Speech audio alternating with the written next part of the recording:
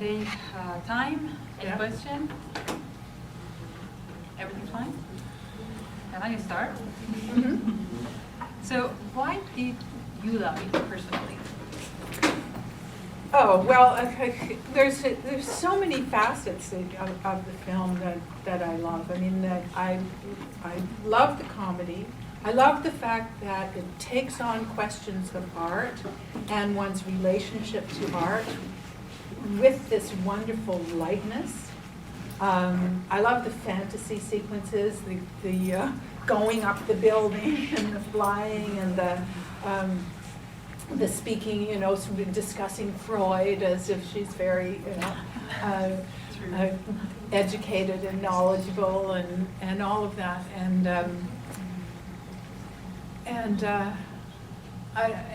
As I say, I mean, as people here said, the central characters are women, and very different kinds of women, and complex women, and it's about their relationship to their own ambitions, their own visions, and I just think it's a film that is extremely complex, but presented in a way that is accessible and funny and charming and full of wonderful music, and you know, it's got everything as far as I'm concerned. Yes, you are talking about Toronto as a new wave movement. I'm just wondering if we can, what is the characteristic of this movement? If you think of French movements, for example, there are some characteristics that came to mind. What Toronto movement is good? What are the characteristics of the relationship? Well, that's, I mean, I went over that very quickly. There was no like visible mandate as there was in Quebec in the 60s. I mean, there was a mandate that people were working on certain kinds of issues and certain kinds of retrieving their culture in certain ways. Whereas in Toronto, there wasn't that kind of uniformity. I mean, Adam Egoyan was doing something very different from Bruce MacDonald or Don McKellar or Deep Meta, but they were all collaborating with each other and helping each other.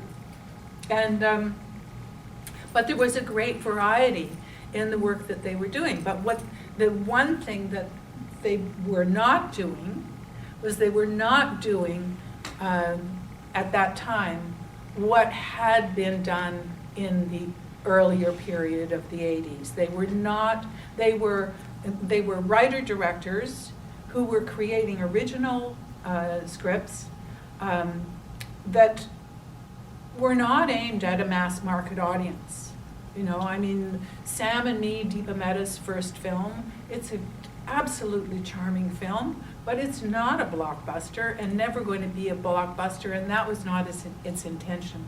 Whereas now, I mean, there are a significant number of Canadian films that are aimed in that direction, right? More and more genre films. Canadian feature films have, I mean, we don't hear about them because they don't play at the film festival, but there have been, you know, Prom Night 35, you know. There have been all kinds of genre films made in Canada, all kinds of commercial features that have been circulated all over the world and made their money back all over the world. These were you know, I don't want to use the word artists you know, with a capital A, but these were very, very creative people who had their own independent visions and knew what they wanted to do, and helped each other to do it. And you know, they're very unlike each other. I don't know if you've seen films by Bruce MacDonald, by Don McKellar. No. No? No. So they were very different kind of films, and comedies and rock and roll movies and road movies. Bruce MacDonald made a film called Highway 61, for example. It's really about a road movie. very often quirky characters.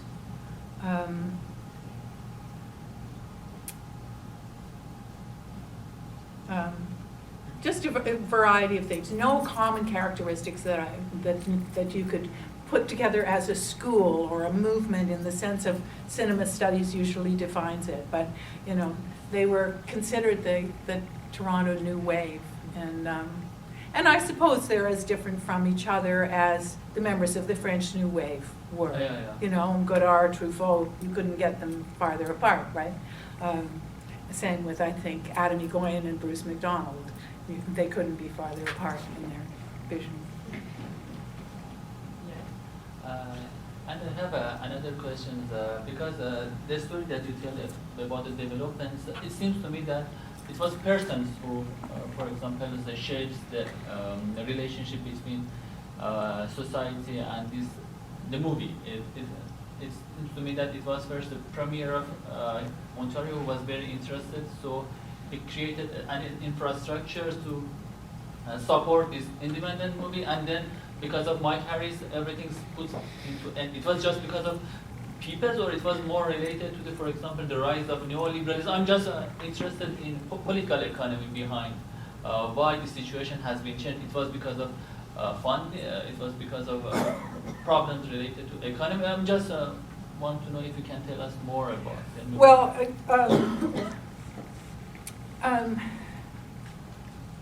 I mean, there is a distinct politics of culture in Canada, right? Yeah.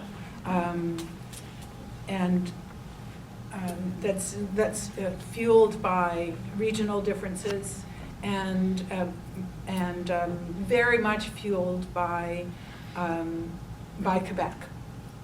You know, I mean, there are many people who say that we wouldn't have a Canada Council at all if it weren't for Quebec. That the rest of English Canada would not have any Indigenous culture whatsoever, except that Quebec has made these demands on the federal government to support Quebec culture because they are, you know, embattled within the Federation. Right?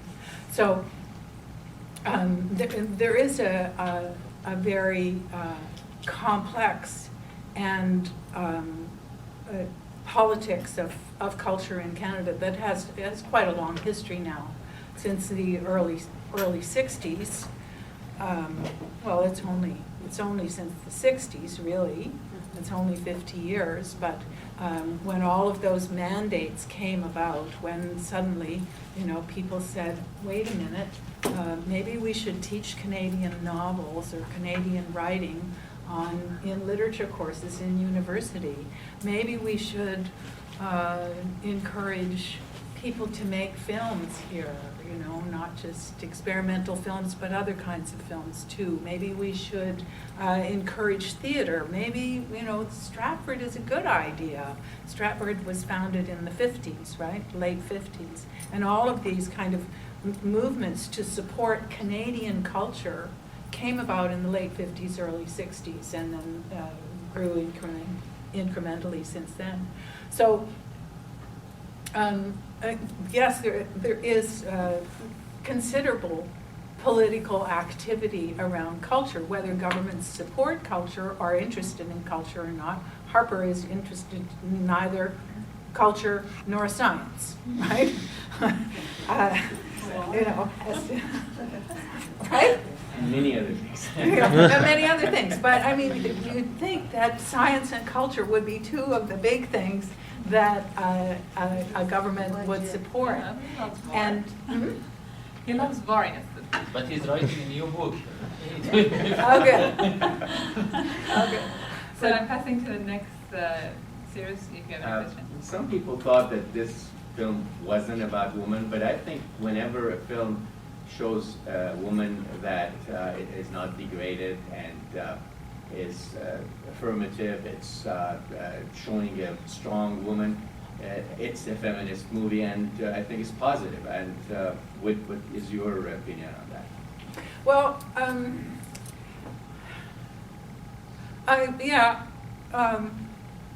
I don't think all films about women and strong women characters are feminist necessarily. At the time, Patricia Rozema would not align herself with feminism at all. She she gave many interviews in which she said, no, this is not a feminist film. This is not a film about women. This is about human beings who happen to be female. And I sympathize with the people who around this table who said that they didn't see it as being about women, because there's a long history of assuming that when a film is about men, it's about human beings. But when a film is about women, it's about women. And to cut, I have great sympathy for cutting across that line, for not taking that line. This man over here has. Well, they're the least I have. Oh, so I'm sorry. Yeah. I'm sorry.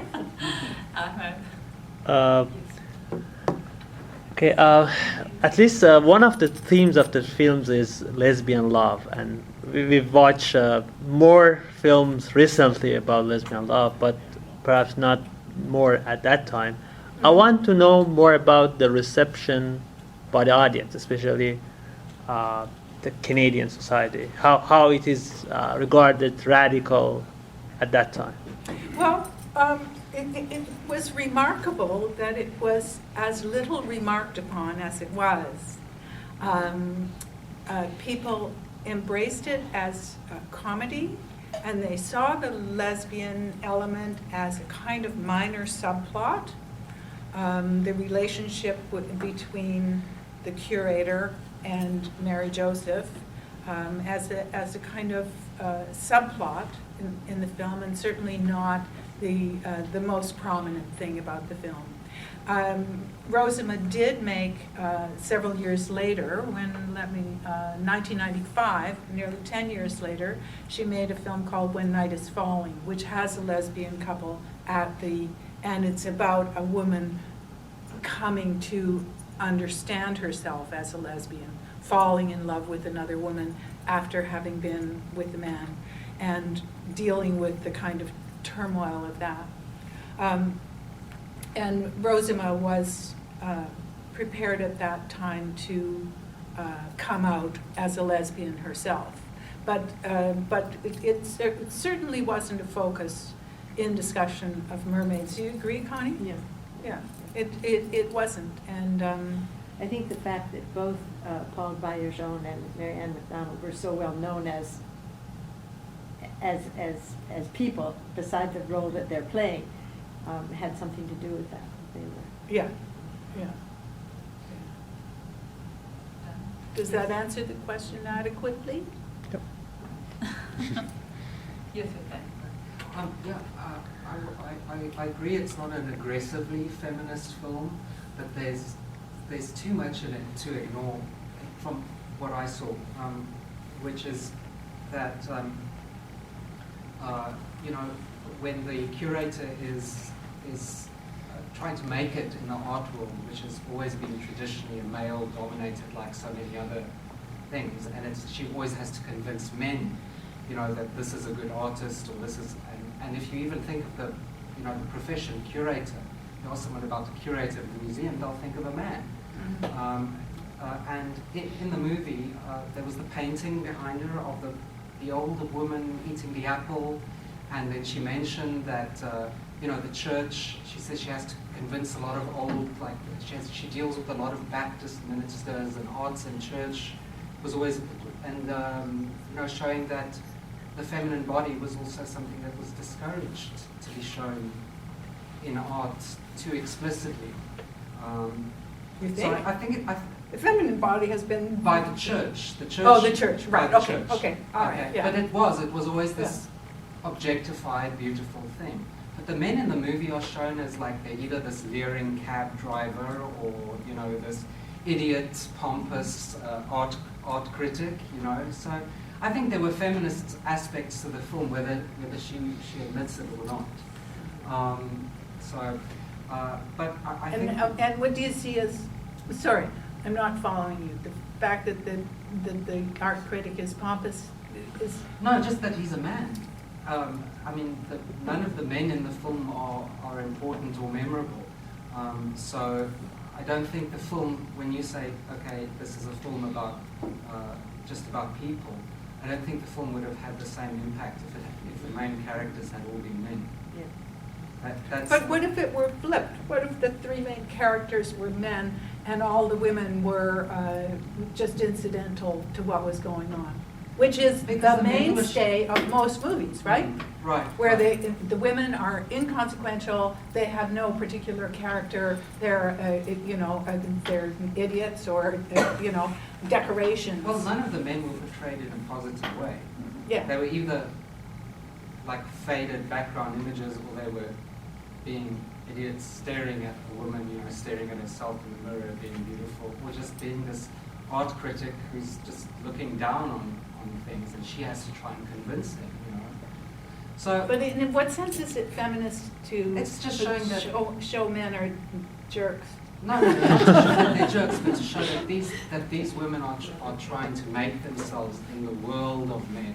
Yes. That's okay. what I saw. Okay, I get you. But like she herself says, it's about relationships and relational. She speaks about the Freud's polymorphous. I can't remember the polymorphous exact perverse. Yeah. So I think what struck me about the film as women was the different kinds of love between women. Like there's a sexual love, there's a platonic love, there's a mother-child relationship where she's, I mean, there's nothing this woman can do wrong, and she felt so betrayed that she thought she had trusted her with something so personal. Yeah. And so she had done the same, and then even after that, she went back to her photographs, and that childlike ability to just adore, Yeah. I think was a big thing. So what I wanted to ask you though is just two very silly questions, I suppose. The paintings that are made of light, were they, because the movie mixes imagination and reality, were those really paintings made of light, or do you think they were just that this is how she perceived them? Whatever the paintings were of, they were just so gorgeous and so beautiful. And the other question was, her dreams were all in black and white, like the photographs, but in the end, when she opens the door, the forest is this, I mean, it's like that scene from Wizard of Oz, where suddenly everything just is beautiful and alive. Yeah. And they all go into this world together. Yeah. And finally, she just says, it doesn't matter if it's good or bad art, which I think is a whole different discussion, but what it means to the person perceiving it, which is another sort of theme of the film. So I just wanted to ask what your opinions were on the colors and the paintings themselves and art. Well, I think the paintings themselves are, I think it's a brilliant idea that Rosema had. I mean, there's a practical element to them, right? That, I mean, how many movies have you seen about artists that are supposed to be great artists in the movie, and you see the paintings and and this is like, oh, they're or they're copies of famous painters, or I mean, there are a number of painters in Toronto who have made their living working on movies, and we'll have a Picasso over the mantle or whatever, So this conception of making them just light completely obviates that whole conundrum about dealing with fake paintings or bad paintings or showing the paintings. And as a metaphor, I think it completely resonates with, a sense of art as just being something wondrous, and also with Polly's perception of them in that way. So I think, it's got about 3 or 4 layers going on of how the paintings function in the film, not only in... Such a brilliant device. It's a brilliant device. Because then she takes the light home in a box with her, Yeah. you know. Yeah. Well, that's what she's always trying to do, capture like things, like magical moments, like a kiss or whatever, trying to capture those things in a photograph or in a frame. Yeah. It- Yeah, it I just agree is beautiful. completely with you, and I agree totally about the end of the film too. I mean, I just, the contrast, I mean, it's quite a common device to put the fantasy scenes in some other register.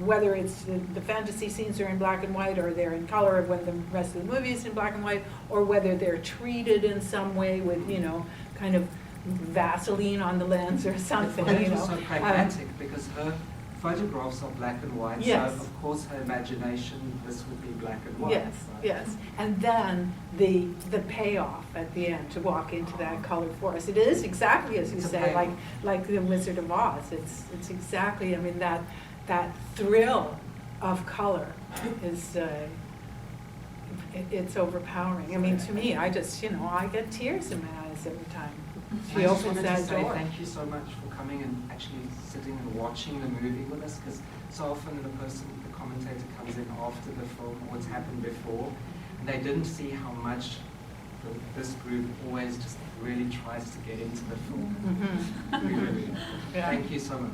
Oh, thank you. So we'll have, okay. Oh, four? Oh, no. Okay, wait a minute. So we continue with you, Cyrus. Go first, I was and going then to you, go and back again with the feminism part because it's important to me. I can understand the director distancing herself because that time, 80s, was the second wave of feminism and there was some backlashes. But with the third wave, which right now I think it's a different definition when we say feminism. It means that if women are shown equal to men, that's feminism to me, because so many times, even now, women are degraded in films. Mhm. That Absolutely. just showing it that Everywhere. way is, to me, feminist. Mhm. Yeah, yeah. Well, you know about the Bechdel test, do you? It's the lowest bar that can possibly be set. It's the Bechdel test for any film, and there are, the recent news is that there are cinemas in Sweden which are now saying they will not show any film that does not pass the Bechdel test. And the test is simply this, that there have to be two named characters who are women, who talk to each other about something other than a man. And this is the lowest bar you could possibly set. They have to be named, not anonymous, and they have to talk about something else besides a man. And, the number of films that pass that test is still very, very low, right? But in Sweden too, they're Very progressive. they're very progressive.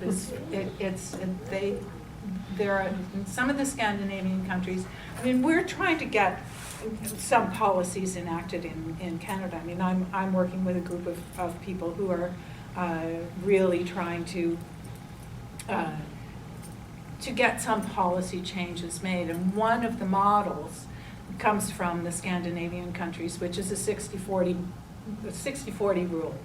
So that no single group will get more than 60% of the funding, and no other group will get less than 40% of the funding. So it's not 50-50, it's 60-40, and it doesn't, it hopefully balances out. Sweden is now saying films will be funded equally by men and women, producer, director, writers, equally, 50-50. let's move there. Yeah. Yes, Zarina. You just had a quick pass on it. Darin. Go ahead. Okay, Yeah, sorry. first, the No, second. sorry. No, go. It's a quick question. You just had a quick pass on it. Was it shot in 60 millimeters or 35? This was shot in Super 16, which was a stock that was around in the 80s. It no longer exists because, everything's stocked digitally now anyway. But Super 16 was a slightly elongated 16 millimeter frame, which could be better blown up to a widescreen format. And it's still 16 millimeter blown up to 35. Because of the budget they shot it? Yeah. And most of the films from that period would be shot in Super 16 and then blown up to 35, because there was a fund for blowing them up for the, but it was still so much cheaper to shoot 16. I mean, 16 basically doesn't exist anymore, right? Yeah. But it was much cheaper, and in the 80s there was better and better 16 millimeter stock too. There was faster stock. I mean, and you didn't require the light. I mean, the thing about 35 is because the negative is so much bigger. It's about nearly that big. It can hold twice as much information. Right. And so the clarity and the depth are much better. But So I noticed the color was not, the tonal range was not that. but you're similar. also seeing a DVD and made from, But even you can tell from this picture, you can tell it was not a regular movie. Well, and also there's a shift between the video, Right, yeah. sequences and the film sequences. So there are those kind of different registers that are operating. So let's move to Barry and then you. Sorry. No problem. One thing that you said that the director even denied that it was feminist movie. I think all the time mainstream media wants to deny homosexuality. I think maybe she wanted just to say no, it was based on humankind movie. And then, especially when Holly was talking, she was explaining everything, because women, most of the time, never being heard by their family, by the society. Holly's character was explaining every simple things in her life. She was following with the simple camera, but going to the jungle, following, even being noisy sometimes, I don't know how to explain, to know what's going on between two different, that couple, that she was following them to find something. She was so real. And one more thing that I found in this film was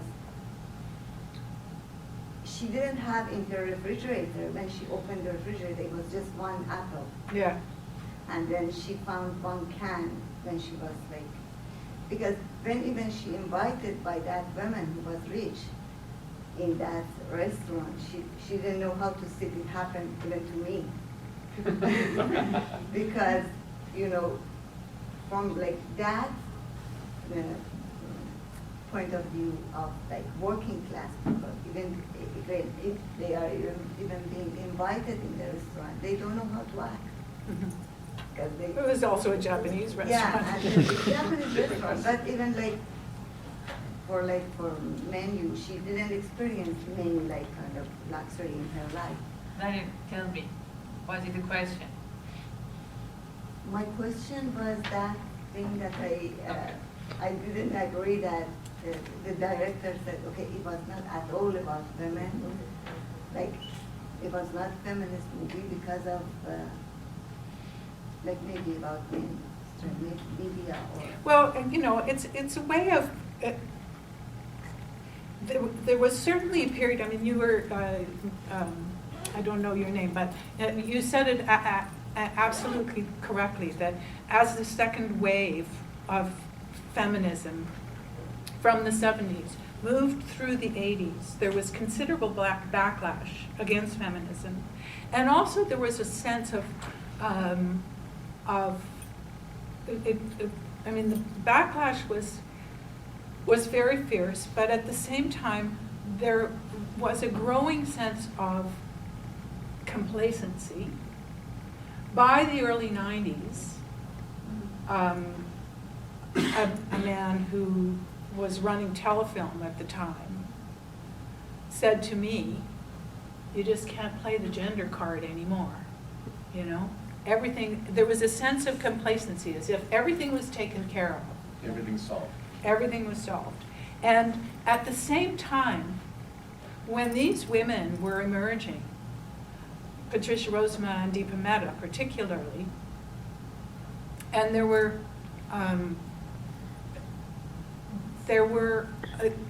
was very good reason for them to say, "I do not care to be identified as a woman filmmaker. I wish to be identified as a filmmaker." Period. There's no, I mean, somebody like Jeremy Podeswa, who is, you know who he is? You know that name at all? He has done so brilliantly. He directs television, he doesn't do feature films anymore. He's directed every single one of the biggest shows in the US, starting with 6 Feet Under and going on to every single one of them. Homeland, he's there. He's a fantastic director. I saw him on a panel on TVO one night, and there were 4 Canadian filmmakers, and 2 of them were gay. 2 of them were gay. Laurie Colbert, who had just made a movie called Thank God I'm a Lesbian, and Jeremy Podeswa, who had just made a film called The Five Senses. And there were signs in front of their names identifying them on the table as they sat. She was identified as a lesbian filmmaker. Jeremy Podeswa was identified as a filmmaker, film director. So the women who said, "Excuse me, don't call me a woman director, and let's not talk about the fact that my characters are women," you know, they're trying to be taken for their talents and for what they can do in this world where it was extremely embattled. Extremely embattled. There was no gain to be made from describing yourself as a feminist or a woman. The gender card could not be played anymore. You had to fight to get in there, you know, and be treated equally on your own talent, on your own ambition, and your own drive. There's a women festival film. Sorry? Women festival film. They have a festival, which is all women directors. Yeah. So I mean, they are caring that they be treated differently and appreciate differently because they are women and they're movie makers. Yes. So that's contradict with the things that. I don't think so, because I'm very involved in women's film festivals. I work with women's film festivals and always have and worked with women's films. But one of the main problems that women film festivals have is that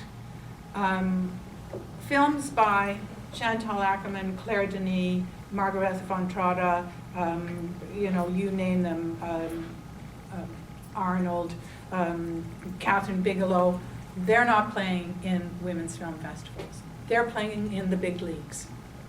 And the big leagues are the men's leagues. Women's, the kind of films and filmmakers that women's film festivals show, very, very often, I mean, it is tricky. I'm trying to get, for example, Gabrielle, which is the new film by Louise Archambault, which is the Canadian film that is being sent to the Academy Awards for consideration as Best Foreign Film. It is the one Canadian film. It's the first time film by a Canadian woman has been sent as the Canadian entry to the now, I'm working with a small women's film festival in Chile. Are we going to be able to get Gabrielle, that's heading for the Academy Awards? I doubt it. We'll get Stories We Tell because it's 2 years old, Sarah Pauli's film, but you know, and we'll get a couple of other smaller films, but you know, the big films that are getting wide distribution, that are getting awards in big major festivals, are not going to women's film festivals. No, going to go. Yes, you have one more question. Yes, I'm not sure if I heard correctly that you show this film in the feminism courses for your students in the class. Yes. They're not called feminism courses; they're called women's film. Which, you know, not all films by women are feminist films, and I think, and not all women filmmakers make films about women. If you think about, say, Barbara Koppel, for example, who's made these award-winning documentaries about unions in the U.S., or Catherine Bigelow, who's the most famous example, does not make films about women. I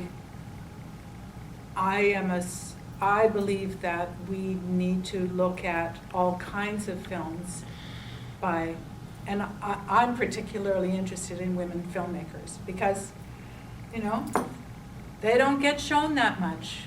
They're not on the big courses in the Cinema Studies Institute. They're not on the, you know, there may be one of them, maybe 1 or 2 films out of 25 shown in. My question is that you are interested in women's film because of the feminism theory? No. No. Well, I am a feminist, for sure. I am a feminist. And that's why I'm interested in promoting women's films of all kinds. Because some women's film, maybe there is no feminism. Yeah, that's right. Some are about men. Yeah. Yeah. Some are about the environment. Some are about, you know,